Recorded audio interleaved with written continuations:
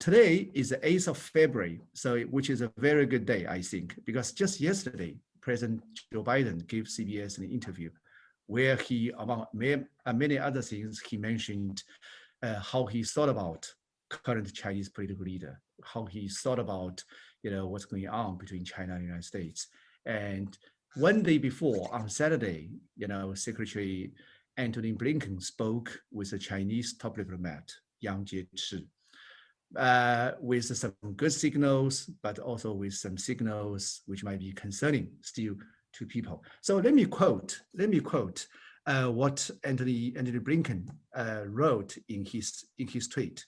He said, in my call with my counterpart in Beijing, Yang Jiechi, I made clear that the United States would defend our national interests, stand up for our democratic values, and hold Beijing accountable for its abuses of the international system.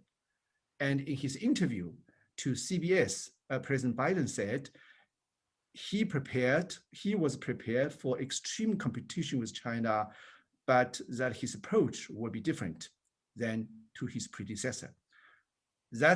So now I'm quoting, he said, I'm not going to do it in the way Trump did. We are going to focus on the international rules of the road. So which means a rule-based order. But he said, we need not have a conflict, but there's going to be an extreme competition. We'll confront China's economic abuses. So if it's possible, and he also described a few days ago that Beijing is America's most serious competitor. So that's what that's something what we experienced over the weekend.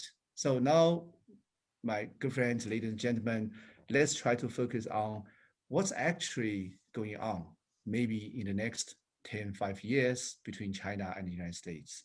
And if we try to combine Europe, particularly Germany, in this grand context, between Germany and the United States, you guys still have Nord Stream 2.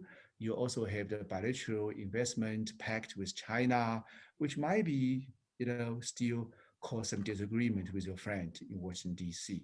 So all this, what's happening now between these three big players, three big powers, remind me to some extent to what used to be going on in Europe, roughly around 200 years, maybe, which reminded me to the era of Clemens von Metternich, with this sort of balance of power when he was fighting with Russia. It was trying to combine, engage, France. And so maybe, history is repeating itself. Maybe the history will be still following the different logics. So, but anyway, for this generation, people needs to still have to work out some sort of wisdom about how we should explore the history furthermore.